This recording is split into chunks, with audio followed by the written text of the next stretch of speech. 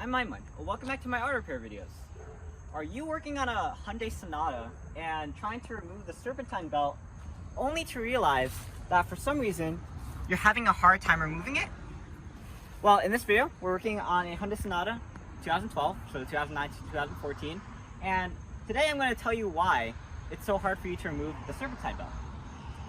The reason why is, first off, let's start off with something that everyone has. If you're working on cars, you probably have this, a wrench. And if we actually try to remove the tensioner, you can see that it doesn't fit right. It can't even get a hold of the bolt.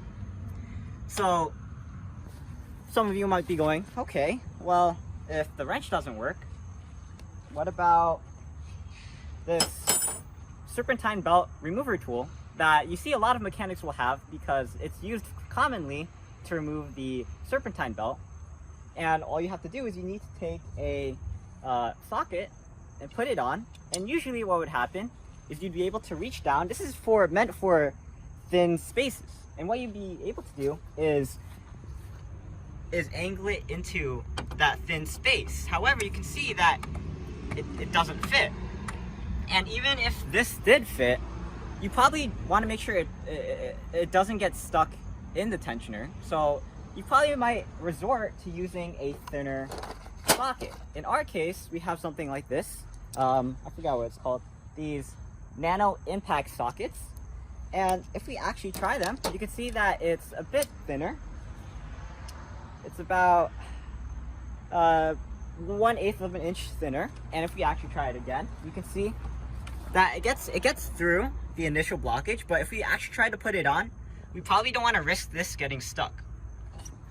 So in the end, what can we deduce here? Well, the reason that it's so hard to remove the Serpentine Belt is because you're using the wrong tools. Alright, so my cameraman pointed out that I said removing the tensioner instead of loosening it. I meant removing the Serpentine Belt by loosening the tensioner.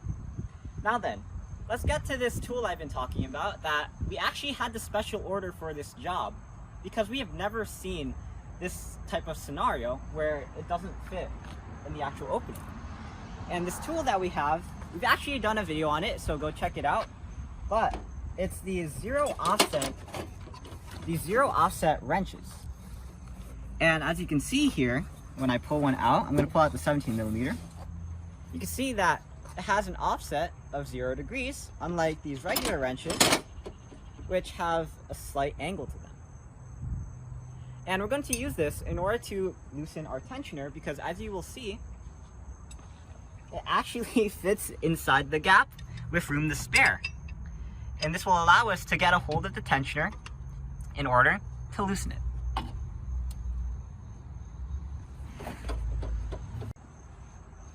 So while we're here, I'm going to show you actually how to take out the Serpentine Belt. This is sort of the meat of the video. And what we're going to do is we're going to take our zero offset wrench. We're going to make sure it's the 17mm one. And we're going to put it onto the bolt. Now, you might encounter some blockages here, especially the radiator leading to the hose leading to the radiator. As you can see, we've already taken it out and put a clamp on it. You don't need to do this step, but it might be useful because when we remove tension from the belt, or remove the belt, this might go down further than it's intended to. With that being said, let's loosen this up. And now we're going to slide the belt off to the side. And we don't want to do this completely yet because we want to wait for Uncle An to get over here so that we can show him out how to repair his car. But you get the procedure. All you have to do is slide off the belt, and then after that you can let go and then sort of just work your way around all of the pulleys. So let me put this back on. And once you do remove the belt, if you want to put it back on, the easiest way I can explain it right now is that you have some pulleys that will go around the belt or on the outside of the belt, and some pulleys, like in the tensioner, that will go on the inside of the tensioner.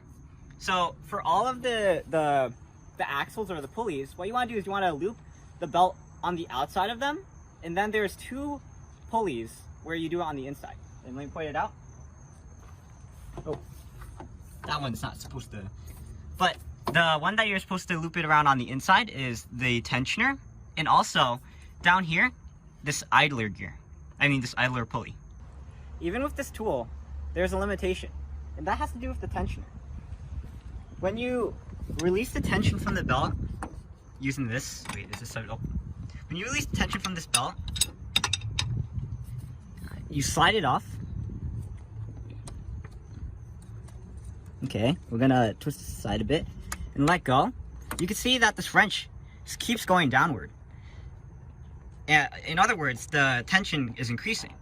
All right, so my dad caught something very important. He noticed that I put my finger inside the ring of the wrench. And this is very important because it's safety. If I kept my finger in this wrench, there's a high possibility that this could have gotten wedged down here, where I could have possibly lost a finger, or at least got it snapped. And make sure you don't, what I'm saying is make sure you don't put your finger in this ring. Now then, explaining why it's bad that the tensioner doesn't stop even when it's at this point is usually with regular cars, what would happen is that after you take off the belt and you let go, the tensioner would remove to the point that you had it at before and it would stop.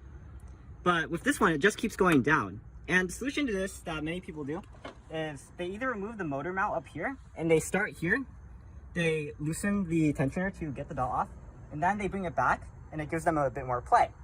Another solution is, let me just put this on real quick so I don't have to keep holding this. Another solution is they also jack the car up and they remove it from the bottom, which is actually what we're going to do with Uncle An when he gets here. So how does this differ from regular cars? Now, I don't know how the Korean engineers at Hyundai designed this, but the Japanese engineers at Honda, I'm not sure if the country is important actually. The Japanese engineers at Honda, what they did is, you can see that we already have the belt off, and this right now, this wrench is on the tensioner bolt. Let me just get that. You can see right now it's on the bolt, and what we can do now, we can just take off the wrench. With the Hyundai bolt, you can't take the wrench off because the tension keeps going. All right, so my dad explained something very easy to understand, is that with the Honda ones, not only do they make the tensioner very strong with little play, which you can actually see right now. So I'm going to try to push it. You can see that it only goes up a tiny bit and it only goes down a tiny bit. And also, it's very strong. As I said, I have to use my body. But that means because it's strong, it only has a tiny amount of play. Whereas with the Hyundai one, although it wasn't very strong, it had a ton of play. And at some point, you're going to get to a point where you're not able to remove the wrench while you're trying to remove the Serpentine belt. Another thing that you need to know is that we need to jack the car up because we're going to loosen the tensioner from the bottom. Alright, so the first thing we want to do before I go under here is you want to disconnect the battery. You can see over there, both of the terminals are disconnected. I think you only need the negative, but just to be sure. Now, over here, where's the light? We'll take the light. And if you want to come down with me, you'll see, if you want to angle your, oh, you're going to do from there? Okay. You'll see how exactly we're going to do this procedure. All right, so you can see right now that our zero offset wrench is on the tensioner. Now, we discovered that after you take off the belt, the tensioner only moves about 20 degrees. So you just want to offset your wrench as much as you can to give yourself the maximum amount of play, because what's going to happen is after you remove the belt, it's going to swing over in this direction. And this blockage right here, this bolt, is the maximum place that can stop. So we're going to give about a 20 degree play right here so that the tensioner can, release tension. All right, so what's going to happen is I'm going to push this forward, and then Uncle An's going to slide the serpentine belt off. All right, you ready? Yes.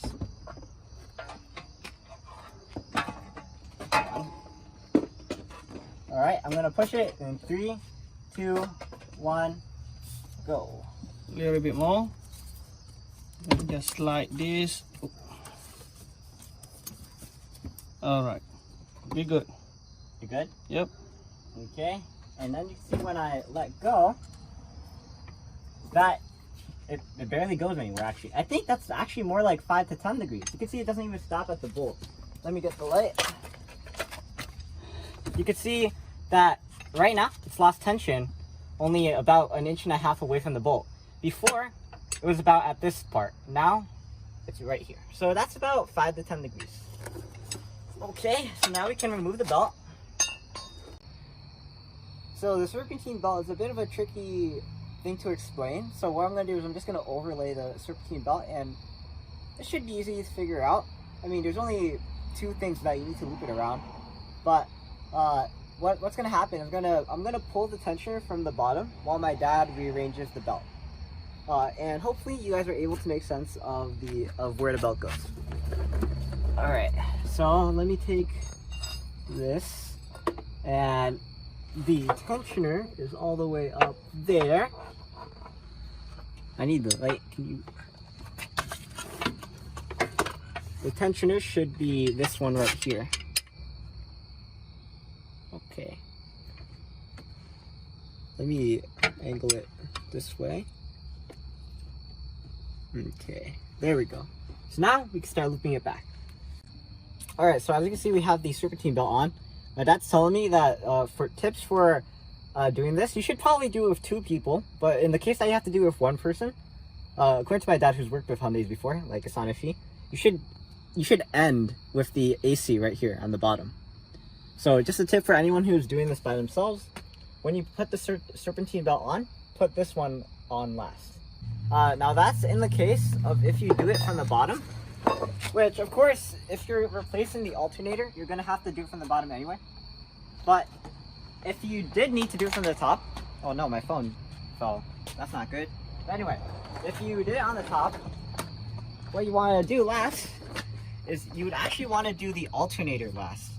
So, just tips for anyone who's doing this by themselves. If you're doing it from the bottom, do the AC last. If you're doing it from the top, the AC compressor last. If you're doing it from the top, do the alternator last. So I'm Aiman, and thanks for watching. Please like, comment, subscribe, and videos on EyeOnAiman, especially the car repair videos. I apologize, my arm is shaky because this is very heavy. We also did a video on the actual zero offset wrenches that we need to use in order to loosen the tensioner. So go check out that video.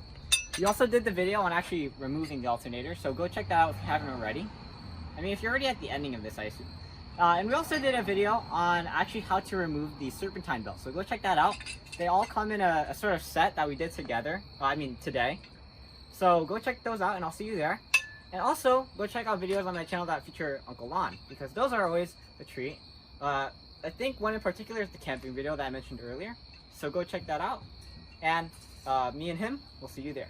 But for now, where should I put this? That'd be good. But for now, I'm Mechanic Aiman signing out. Peace.